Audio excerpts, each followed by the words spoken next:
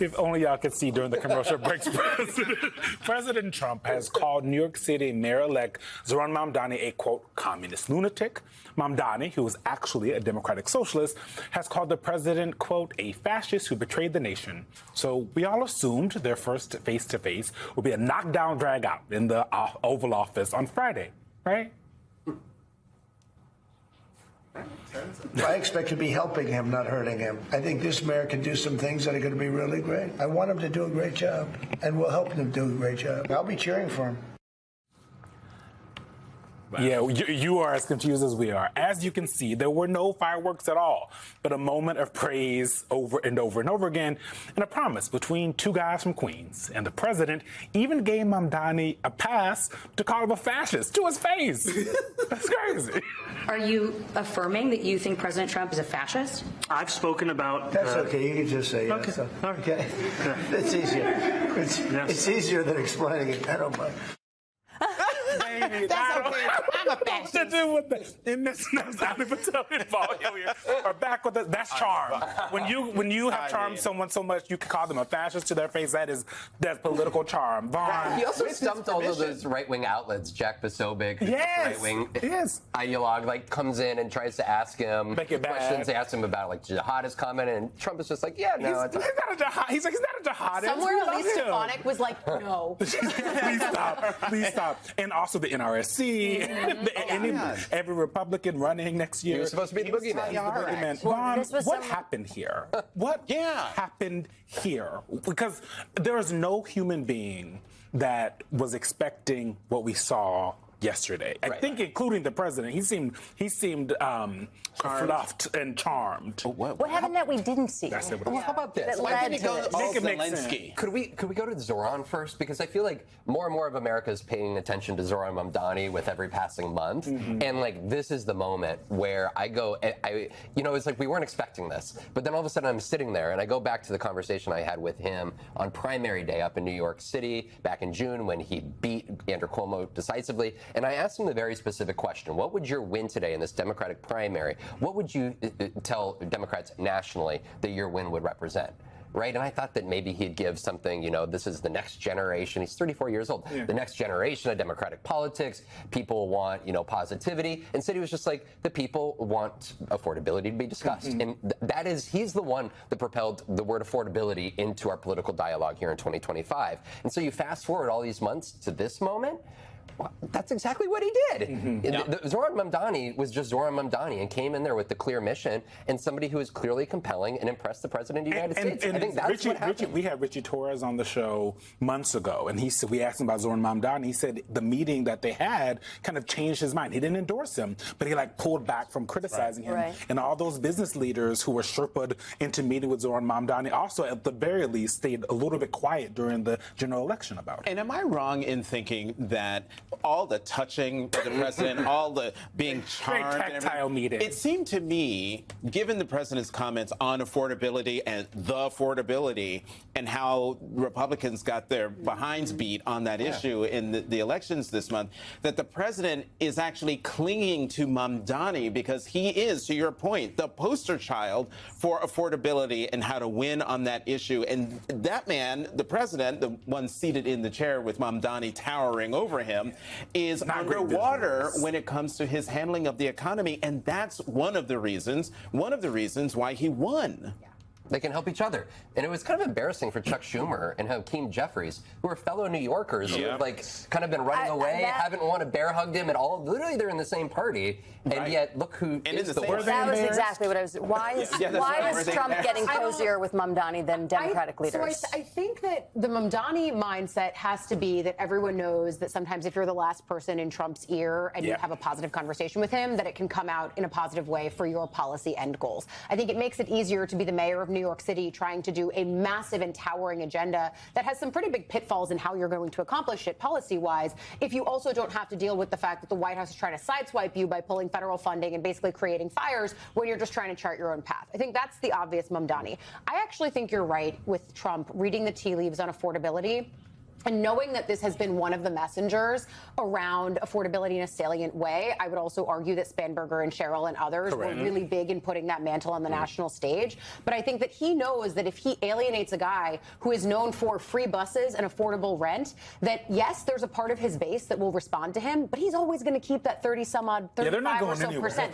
They've been convinced of a lot of stuff. You got to pull folks in. Well, actually, that's an excellent thing that Mamdani did during their conversation. He kept saying, your voters voted for me. Yes. And so, of course, I'm going to be governing for them. And Trump brought up the Bernie of it all, right? In 2016, Yeah. where a lot of Bernie bros actually moved over to Trump.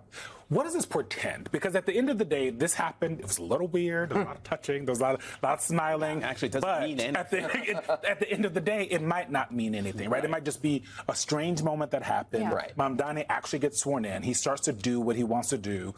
Trump sends in, or the National Guard is there, or ICE does something, or the CBP does something, pisses Mamdani off, and then he talks about it. Then we're back to square one with Trump. You can't really, Mamdani's not banking on this relationship being rosy the whole time that he's in office. No. But I think that also, what does it portend? I think that there's also going to be a tension for Democrats and Republicans when it comes to the media. Because there was one moment in there where Donald Trump explicitly said, he brought up a lot of things to me that I hadn't heard were his positions, like free busing, building more affordable housing. Which is and crazy he goes, I just hear the other stuff, right? But if you read the New York Post, and if you're watching, Real America's Voice, or Fox, you're going to hear a lot of crazy things about Zohran Mamdani. And so suddenly, I think that was also a moment for Democrats to be like, hey, there is receptivity potentially even among Republican voters, Trump voters, because, well, if they get our message, we could win them over. For goodness sakes, in the Oval Office, we even won over Donald Trump. So that can go to even more than just 1 out of 10 Trump voters, but it could even mean sort of hey, we just got to plow through the difficult media culture here in the way in which people are receiving politics today here in America. And apparently you can call him a fascist to his face, and he still would like your Says politics. he's called worse. With permission. I feel like this is kind of like the front stabbing White House, like Return of Scaramucci a little bit. Yes. Stab me in the front. Yeah, I appreciate it. I do feel like he had a MAGA Democratic Socialist Venn diagram moment of realization. But Ali Vitale, Vaughn Hilliard, we're going to have to end it there, unfortunately. The party will have an after party. There's not much that Democrats and Republicans can agree on these days, except that there's been a sharp uptick in political violence and the rhetoric that leads to it. And that rhetoric got a lot hotter this week when the sitting president of the United States on Thursday morning called for the execution of 6 lawmakers. This dangerous escalation and the signals that he's sending to the extremists in his base is, I think, a first for an American president. Not even Abraham Lincoln, who led a nation literally at war with itself and faced actual armed traitors, ever crossed that line. It all started when 6 Democratic lawmakers who collectively share decades of military and intelligence experience released a short video on Tuesday urging members of the military and the intelligence community to refuse unlawful orders. Not orders in general, but unlawful ones. The group includes Senators Alyssa Slotkin and Mark Kelly, Congressman Jason Crow and Chris Deluzio, and Congresswomen Chrissy Houlihan and Maggie Goodlander. Here's a clip from the video. Our laws are clear. You can refuse illegal orders. You can refuse illegal orders. You must refuse illegal orders. No one has to carry out orders that violate the law or our Constitution. We know this is hard and that it's a difficult time to be a public servant. But whether you're serving in the CIA, The Army, Our Navy, the Air Force, your vigilance is critical. and know that we have your back. Now, disobeying unlawful orders is neither illegal nor radical. Under U.S. military law, a service member can refuse a patently illegal order, one that directs the commission of a crime or violates the Constitution. And that is exactly what these lawmakers were urging. Fidelity to the law, not rebellion. But Trump's response was to accuse these lawmakers of seditious behavior punishable by death. In a series of aggressive posts on Thursday morning, he raged, quote, each one of these traitors to our country should be arrested and put on trial. Their words cannot be allowed to stand. An example must be set. An example must be set. Trump also reposted a comment that read, hang them, George Washington would. All right, quick civics lesson. George Washington did not hang political opponents. In fact, after the Battle of Trenton in 1776, in which he captured more than 900 enemy soldiers, he ordered his troops to do them no harm. Here's another civics lesson. Sedition under the law is not the same as criticism. Sedition requires an agreement to use force to overthrow the government. Legal experts are clear here. These lawmakers did not do that. They were urging fidelity to the law. They were very pointedly not calling for any sort of armed rebellion. But here's the tough part about doing this story. Even entertaining the legal question misses the bigger picture and plays into Trump's hands. The legal debates are almost beside the point when dealing with a man whose political signature is rage posting and inciting violence against his critics. This is your leader, the leader of a global superpower, lashing out with childlike emotional maturity, throwing a tantrum, except that his tantrum carries the full weight of presidential power, and that has very real and immediate consequences. Credible national security experts say no jury would convict these members of Congress of sedition, let alone sentence them to death. But Trump's comments land in a moment of heightened political violence, much of it aimed at public officials and civil servants. Federal judges, whom he routinely targets online, have received threats directly at their homes.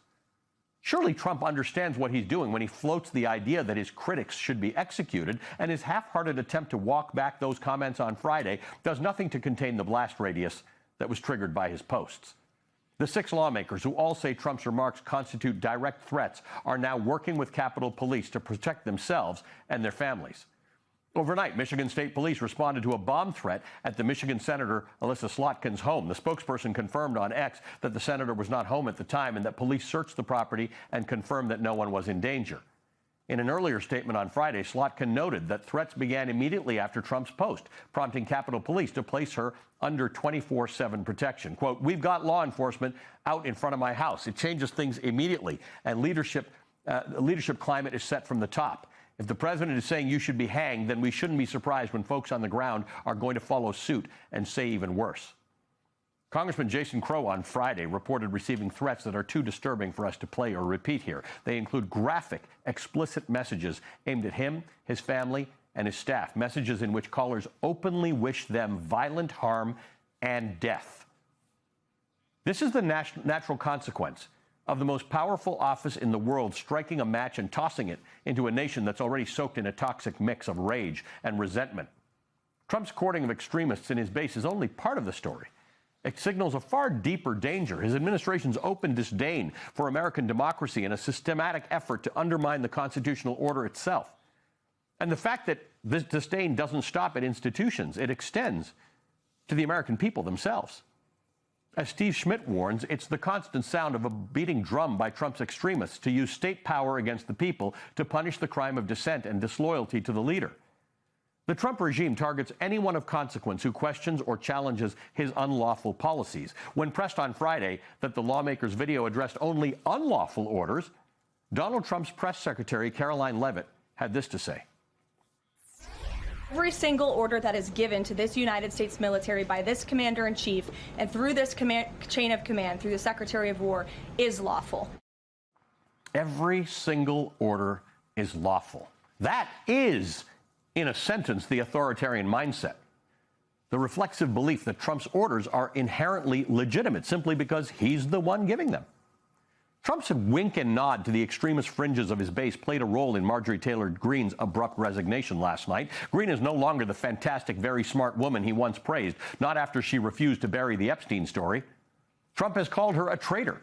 His habit of riling up the most volatile corners of his movement now jeopardizes the safety of anyone who dares to criticize him. But Trump is only part of the problem. The other part is a media ecosystem that sometimes treats these threats as if they're minor or routine, shrugging them off and painting a picture of a bumbling, harmless Trump who never really means what he says. The words coming out of the chief executive's mouth carry real, tangible consequences for our democracy. When institutions shrug off this behavior, they aren't being neutral or objective. They're helping to lower the bar for democratic governance itself, dragging us back to an era where democracy existed more on paper than in practice. Treating the circus as mere spectacle gives Trump permission to keep pushing that bar to new depths, eroding what it means to be the American president and what citizens can reasonably expect from those whom they elect. Would-be authoritarians who talk about executing their critics often test the limits first with words. If those words are not met with swift and universal condemnation from the press, from institutions, from elected leaders across the spectrum, the test becomes precedent. Precedent then becomes permission. The lawmaker's video came at a time of real unease within the military. Questions about deployments and doubts over the legality of certain orders have been growing, especially after federal judges declared some of those deployments unlawful and openly questioned the administration's credibility. Veterans and National Guard members from across the country have traveled to Washington to warn against the politicization of the military and to remind service members that they are not an instrument of partisan power. When Trump first ordered Marines to deploy to Los Angeles, one initiative, the Save America movement, targeted its very first ad campaign directly at those troops. The campaign laid out in plain language their oaths, obligations, and responsibilities to the U.S. Constitution, not to the president. Since then, Trump has sent ICE agents and federal forces into several cities over the objections of local leaders, provoking violent clashes with civilians. Steve Schmidt puts it bluntly, quote, "The Trump regime has pointed weapons at the American people and seems anxious to give an order to shoot." Trump's aggressive attacks against these 6 lawmakers make crystal clear why he poses such a danger to democracy and why it's absolutely essential that service members be reminded and supported from the outside that they are never, ever required to obey illegal orders.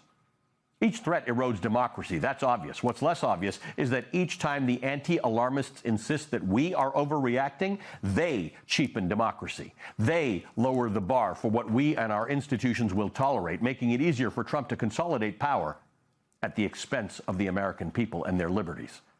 As the New Republic editor Michael Tomasky puts it, quote, "Yes, it is Trump being Trump, and that's precisely the problem. These people are going to help contextualize us into dictatorship." Joining me now is the Democrat. All right, my friend, thank you much. So let's bring in MS Now political analyst and chief White House correspondent for the New York Times, Peter Baker, and MS Now political contributor and chief political reporter for the Atlanta Journal-Constitution, Greg Bluestein. We're going to start with you, Greg, because this is your hood. This is what you cover. And in this morning, a Truth Social post, Trump accused the Congresswoman of resigning because she'd lose a primary to a candidate that he would endorse.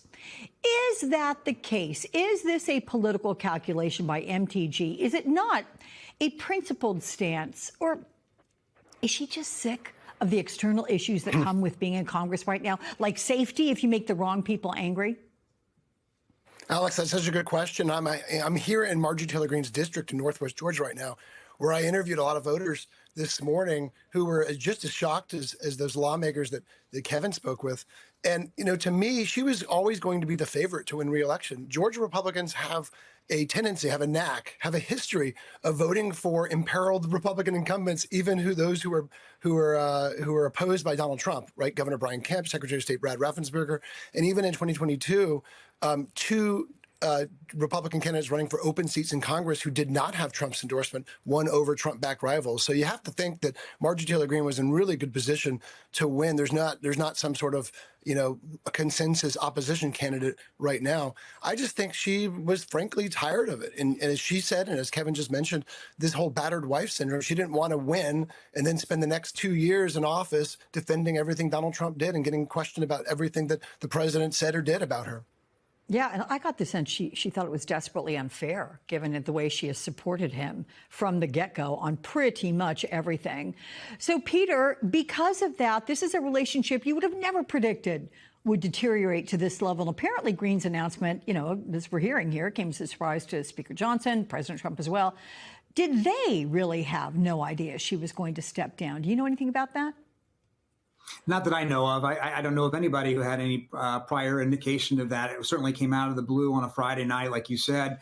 None of us, I guess, has much of a social life. But the but the fact is that you're seeing something that's a change in what we've seen before. But before, we saw members of Congress leaving Congress out of opposition to Donald Trump, but from the other side of the political equation, from the Republican establishment, the people like Jeff Flake and Bob Corker and so on and so forth. Liz Cheney was defeated in a primary. These are regular Republicans, conventional Republicans, conservative Republicans, but not MAGA Republicans. Now, with Marjorie Taylor Greene, you're seeing something different, right? You're seeing a MAGA Republican who had been a very strong ally of the president, calling it quits out of either intimidation or sick and tired of it or whatever motivation we want to ascribe to it.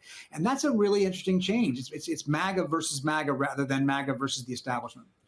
But just to confirm, Peter, typically, traditionally, if someone's going to resign, you do tell if you know the House Majority Leader or Minority Leader, whoever your party designate is. Okay, just to make sure on that one. So, Greg, on one level, she has divided Trump, and she's been arguably on the right side of some issues, including Epstein and affordability.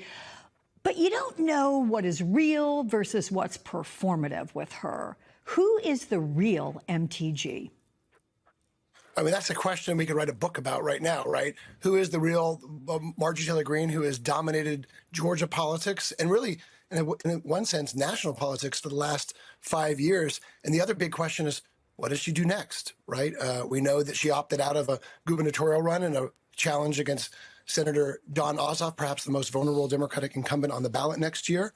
But at the same time, you know, we've heard speculation that she could aim even higher, 2028. And we've also we've heard talk about her, you know, becoming a media personality, trying to broaden her influence outside of politics to do other things. So that's the big question here in Northwest Georgia that I cannot stop getting from voters and from politicians is, what does she do next? Yeah, I've had that question all through the night, practically. So, Peter, how will Greene's resignation affect the balance in the House? I mean, is the White House concerned about diminishing the GOP's very narrow majority? Well, of course, every single seat matters when you are this tight. Right now, obviously, as you're showing right there, the Republicans can only afford to lose three votes on any particular issue, assuming Democrats are united on the other side before they lose control of the floor. So it makes it much harder to get anything done. And it's going to be a few months until you can have a special election to replace her. And we do have these three other vacancies out there right now. So it's always a very volatile thing for Speaker Mike Johnson to be trying to manage this very, very narrow majority these got. Having said that, what's really fascinating is this has not been a Congress that has actually done that much, right? This is a president who's mostly using his executive power to accomplish the things he wants to do with only a few exceptions. He really hasn't asked Congress to do things for him. He hasn't used Congress to create new laws and new programs or change programs or get rid of programs even in a way that a new president typically does. So, you know, what he wants in terms of the House is mainly, a body that doesn't get in his way. And that seems to be where Mike Johnson is focused on right now. Let me ask you, Peter, you touched on it, but talking about the fractions within MAGA right now, first of all, is Marjorie Taylor Greene poised to be, if she gets back into politics, is she poised to be the leader of MAGA? And do you think that could be why the president said he hopes she gets back in? Because he's going to go. And we can assume that what he has built, he will want to be continued by someone. Do you think he thinks she could be the leader of MAGA?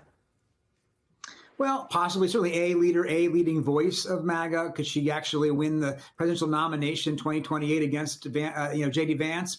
That seems harder to see. She would be an underdog, but you never know. What's interesting about Trump's, mixed reactions, right? Online, he's saying she's a traitor, trashing her. In that video clip you showed, a little bit more gracious, a little bit more measured in his reaction. Mm-hmm. Well, look, with Trump, there are very few permanent enemies. A lot of people who fall out with him or he falls out with suddenly show back up again. How do we know that? Well, it was just a few months ago that Elon Musk fell out with Trump, and he was the one who raised the Epstein matters. He was the one who went online saying Trump is acting the way he is because he's afraid of Epstein. Well, he set off quite a landslide there. And guess what? Where was Elon Musk this week? Back at the White House in a tux for a lavish dinner for the Saudi crown prince. So with Trump, you never know. I mean, he's not breaking ties with her in a permanent way. You could always see them finding a way to get back together potentially. Greg, I want to ask the same question to you regarding if MTG does get back into politics. Does she see herself as a potential leader of MAGA? She might, right? No one here is counting her out of a return from politics. Whether or not Donald Trump, kind of puts out the red carpet for her remains to be seen. But clearly from, he made those statements on air, but clearly from those tweets, those social media posts, he still called her Marjorie Trader Brown, right? Right. So he's not kind of backed off that messaging. But look, she has universal name recognition in Georgia, and she's still beloved by many, many people in her district and across the state. So she could still become a leader of the MAGA movement here. What do you, in terms of what you heard, Greg, out there talking with her constituents, what's the most remarkable thing you heard today? Well, a lot of them want her to run for governor in Georgia. She had ruled out that it doesn't seem likely that she runs for Senate, given her disdain for the chamber. She's attacked the Senate over and over again in recent messaging. But there is still a race for governor. Trump has already endorsed Lieutenant Governor Burt Jones. There's 2 other well-known Republicans in the race. But there are a lot of folks who think that she could just switch over to the governor's race. There's still time before a qualifying early next year. So there's a lot of talk and buzz up here about that. Let's start with the Trump-Mamdani meeting, which I know shocked some people on both sides of the political spectrum. Oh, Elise has some. Take a look at this. I mean, so this is quite a turn of events when it comes to the New York Post. It's not a sickle like they had up on another Mamdani cover. Now they're trying to feel out which direction they go. It's more of a meet cute. But are we so surprised that 2 guys from Queens kind of got together and got along here? I mean, for me, I wasn't shocked by this for a few reasons. The first is Donald Trump loves winners. He likes to be around other stars, people who he perceives as sort of being central casting. Zohran Mamdani certainly fits that bill, is top billing right now in terms of the national conversation. And then I think he sees some of himself in Mamdani, you know, this underdog thing, you know, you were this sort of little-known assemblyman from Queens, and now look at you here. You've proven all these haters wrong. That's sort of how Trump likes to think of himself. And then the last thing, too, that I was surprised so many people didn't see coming as they were, I think, mostly celebrating Mamdani's handling of the meeting was it was sort of masterful for Trump as well, in that he kind of like bear-hugged someone and shared the spotlight with someone who, you know, when you take into account the fact that 1 in 10 of Zohran's voters actually supported President Trump in the most recent presidential election, made a lot of sense for him strategically, too, to kind of share that turf with the mayor-elect. At the end of the day, they're both populist, and they might be far right, far left. You think it's horseshoe at the theory? end of the day, I do think that, yes, it's kind of like the commonalities between some Bernie Sanders supporters and some Ron Paul supporters, and on foreign policy, on the bailouts, things like that. They do have they have little ideology there, but they have the populism. And so Donald Trump, to your point, loves a winner. He'll pull his endorsement if he thinks someone's about to lose. Zohran right now is a winner.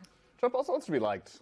And I was reading an old magazine profile of him over the weekend from like the first term, where they're trying to understand what was happening with his first crazy cabinet round. And one insider said to the reporters, like, you don't understand, he's a real estate guy. Like, he wants to be liked. It's hard, I think, for some people to understand because he seems so unlikable in so many ways. But like interpersonally, you hear this often when people go meet him. Now that breaks if you don't tell him what he wants to hear, right? And I think that the Oval Office meeting could have exploded like the Zelensky one did, because Zelensky was telling them something that he didn't want to hear, right? But Zohran had no reason to do that, on the first day. And so I think that's, before he's even taken over. Like, that obviously might change if he starts sending ICE officials into the city, et cetera. I don't think that this bromance, or whatever we're calling it, is going to last forever. Right. But I think that makes sense. The one thing that I would caution a little bit, I saw some on the left doing the shtick about, that was like alluding to your populist thing, saying like, look, this could be what it looks like. Yeah. When it's working class politics on the left and right uniting, and it's up, down versus up, and it's working class versus the elites. And I was like, okay, all right, let's dial it. Yeah. Actually believe. Yeah, let's dial it back. Donald Trump does not care about working people, and let's not give him some a little extra shine just because he and Zohran got along. Well, it's also kind of a master class in a certain level of politics that a lot of people don't always have a window into. In a weird way, they kind of need each other, right? Because they are each other's foil. We saw that certainly during the campaign, and I think one of the things that's really that doesn't get enough conversation is that Mamdani called for this meeting. Yeah. He called for this meeting at a time when Donald Trump's numbers are down, but particularly because of the Epstein stuff. But there was a lot of conversation about Democratic victories. So Mamdani makes this call, has this meeting, Trump accepts the meeting, and he's in the Oval Office, and it's also a masterclass in a way that a talented politician in Mamdani actually defanged the president in a moment, right? I think it's partly because of these threats of ICE coming in, right? It's partly because the president has been threatening to weaponize the federal government against his hometown, New York City, and using a Muslim socialist mayor as an excuse to do that. And Mamdani said, hey, I'm going to charm him. I'm going to show him. I think this is less about the ideologies and the populism and the horseshoe theory and more about like Donald Trump likes people who are good on TV. Oh, pure transactional. But that's to glom onto his popularity. Yeah, but I think it's also that he admires people who are telegenic. Well, That's all he cares about. Right. Well, he's admiring the fact that Mamdani has power. He got 1 million+ votes, and that had not happened in a mayoral campaign in quite some time. He got 1 million+ votes at a time when Donald Trump lobbied everything he could at him to try to get him to lose, and the guy won anyway. And then asked for the meeting and went down there and stood at his desk. And every time Donald Trump tried to sort of bait him in a way, Mamdani was like, yeah, okay, whatever. Yeah. Right? Do you really think he defanged Donald Trump in that meeting? In that moment? Because in a way, I think I thought that at first, like in the first few minutes of watching it, especially just like the extent to which he was tapping his arm and looking up at him lovingly. I was like, this is sort of odd. Even but I was prepared for a little bit of like almost a flirtation. I wasn't really ready for all of that. Because remember, go ahead. No, I guess that went fast. One thing that I thought of last night was, say you were a sort of typical voter who's not paying attention to everything that's happening Monday through Friday in this news cycle, and you see the memeable images and videos coming out of this meeting. Trump kind of came off as a reasonable, cooperative person. He does not seem in that meeting like the same man who, a few days ago said "quiet piggy" to a female reporter, for example. That's right. And so in a way, he was actually sort of able to say, if you are one of these voters who maybe, like people see as part of the horseshoe theory, like you're not so dedicated to left-right, you would split and like Zoran and Trump at the same time. Like the image, right, is that's okay. This works. This can work for those of you. But if you think about how a lot of voters, what they were hearing about Mamdani, particularly from Andrew Cuomo, who said, Donald Trump's going to cut through you like a hot knife. Yeah.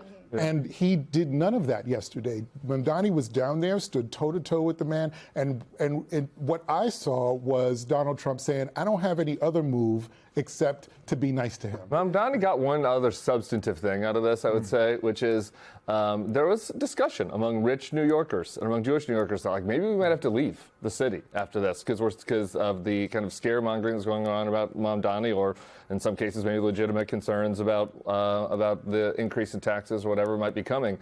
That Trump was asked that question. And Trump said, no, I'd stay in New York. And that really, we talk about defanging, that really takes the teeth out of that hit on Mamdani. Like, you sound kind of ridiculous now. Like the Barstool guy was saying that he's thinking about moving Barstool out of New York. Now you sound kind of ridiculous if you're like, I'm running scared from Mamdani in New York after Donald Trump said he would have stayed. And that's the thing. I think it's Mamdani showed you do not have to be afraid of my leadership. I can do this. I can stand with this guy. Well, now it'll all end tomorrow potentially, but well, exactly. That's what I was just about to say. Does it end in a week? Does it end in a couple of days? Does it go the next time as Elon Musk? The next time that Mamdani says something about him on TV. And doesn't do something that Donald Trump wants. You look at what just happened to Marjorie Taylor Greene. And so now he's bringing in to the Oval and just couldn't be more conciliatory and laudatory to his former foe, who he called a communist, and then Marjorie Taylor Greene, who really was his strongest advocate for so long, banished, done. Is she done? Quick. Is she done, Tim? Is Marjorie Taylor Greene done? I hate, this is not good punditing, but I don't know what the heck is going on with Marjorie Taylor Greene. It's hard to fathom, because she just beat Trump. She just kind of brought Trump to heel on this big Epstein fight. I think that she obviously, I don't think that she was a threat from a Trump primary in her district, so she could have stayed. I think that there were some right-leaning types, media types that were floating her for 2028. So she was getting, even if she didn't want to do that, she was getting buzz. So why leave? The only thing that I can think of, and I was texting Robert Draper, who does a great profile on her today for the New York Times, and he was saying that he thinks that she is really genuinely concerned about safety. And I do think that there are a lot of threats, and you look at this trend you've seen of Republicans who stand up to Trump, then get a lot of threats, and then decide, this isn't really worth it. I'm going to move. I'm going to, step off the stage. And we've seen a bunch of those examples over the last 10 years now. So it could be something as simple as that. Maybe she has a second act planned, though. It's hard for me to get inside her head. So I'm going to float sort of a half-baked hypothesis. Let's do it. Which is, what if the reason why Marjorie Taylor Greene had her awakening and why other QAnon people might be deprogrammed, if you will, is that she got to D.C. and realized the conspiracy theories cannot hold because people are too incompetent. You know, it's like in some ways it is a moderating it's a call to earth event, right? You come to D.C. and you realize maybe there aren't the space lasers. I would have thought her experience with the Epstein fight would have only made her spiral. But she won. She won. You know. Comes to DC and it's like, I don't want to spend any time with these people. Like, we're not actually doing anything, right? Like, I can't do anything. But 2 months ago, it's a safe district. It's plus 19, plus 22, depending on where you look. So there was really no. What consequence did she have? Except that I do want to say that it is important to note that she was getting threats, and she may take that very, very seriously, as we all should. So I'm not saying that wasn't the main reason, or that maybe it wasn't something else. Maybe she did actually have a moment where she's awakening. Because it's not just about Epstein, right? I mean, she's also changed her tune on some other policy issues, including healthcare. So I don't know. A few months ago, she called out men in the GOP for just being awful to women in the party. And that was after her aspirations to run for the Georgia Senate seat also got kicked down, and they said the polling, you're going to lose to Ossoff by about 18 points, 14 to 18 points, I think it was. And this is moving to the middle for a statewide seat, a gubernatorial race, who knows? So she is upset, though, with the foreign policy. She's upset with the H-1B visa policy. She thinks that Donald Trump is focusing way too much internationally and not enough on the promises made. I do think this is the elite MAGA and MAGA base divide, where you have Donald Trump showing that he was out of step with the MAGA base on the Epstein files, and Marjorie Taylor Greene actually knew where it was and knew it was going to pass. And Trump, you have at the final second deciding to glom on with it and act like, let's get these out all the time. No big deal. It also seems to me like even if she, is out of D.C. and sort of out of the picture for a while, although I really do think she is going to come back, whether she gets a podcast or she joins forces with someone at work. She does. A little harder than it looks. Okay? Everybody says they can just start a podcast, all right? But let me tell you, it's a grind. Do you have one of those? I have one. It's a grind out there, all right? And the water's warm. We welcome more people into the fold, but not a lot of successful. She may be beating you in the rankings in a few months. We'll see. Candace is beating me, so that that happens. Well, to that point, actually, there is this sort of issue right now on the right. When you look at Candace, Nick Fuentes, who's growing day after day, his horrendous influence on the right.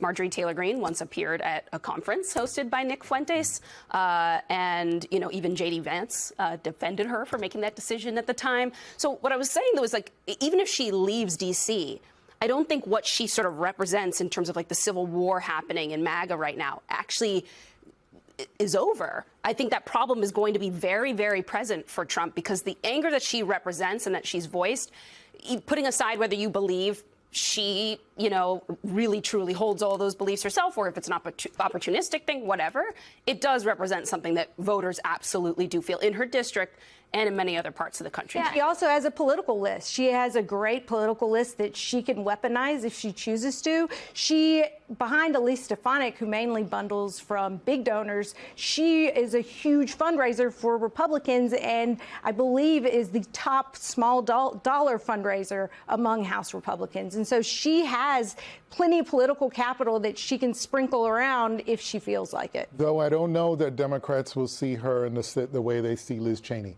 Just yet. No, I don't think so. I think that's going to take some time. Quite unlikely. I also wonder what it means for other political races going forward. I mean, you all were talking about what does it mean for other Republicans, but there are also a couple of special elections coming up that are now much higher stakes. Where are they? Tennessee, Texas, and New Jersey. And if the Democrats hold New Jersey and flip the other seats, you could have a 0 vote margin in the House. So I'm curious, House, what does that mean? Look, the House of Representatives, the Republican advantage was so slight already they could barely do anything, and the Republicans have done basically nothing in the House this year, and they passed the one big tax bill, and that's about it. And now they just finally belatedly voted on the discharge petition to release the Epstein files. So I think that is very meaningful as far as whether they'll be able to. I don't think that there's enough in the special elections on the table, and those in the red states are going to be pretty tough for the Democrats, and they're pretty deep red seats. So I don't think there's enough in there for the Democrats to actually take the House back before next November. But I do think it means that we're going to look at basically what we've been seeing, which is not much from Congress, and a unitary executive, Donald Trump, kind of doing what he wants, and Mike Johnson just sort of. The House hasn't even been in session for 2 months. The one thing that I'm going to miss most about the Marjorie Taylor Greene thing, the thing that makes me the most upset, is she was the first person, and it happened for 3 weeks, to offer, whether she was genuine or not, a genuine right-wing populist critique of Trump from within the party, right? Saying that, not going at him because, he breaks norms, or the stuff that the never Trumpers do, right? Going after him and saying, no, actually, your voters want more want more government health care. Your voters are unhappy that you're spending this money bombing boats in the Caribbean when you should be spending that supporting public, works programs in the states. She was starting to offer that critique, and I'm curious if that critique could work, because nobody's ever really tried it within the Republican Party. Everybody does. They say they're being populist, but when they say populist on the right, it's mostly right-wing culture war stuff with some populist rhetoric. She was offering a policy program that would match the populist rhetoric, and I think that could possibly work. Also, look at how she was willing to take on big tech with AI, zoning, and local, and that's just going to be such a huge emerging issue. But we'll keep talking. Tim Miller and Basil Smikle, stick around.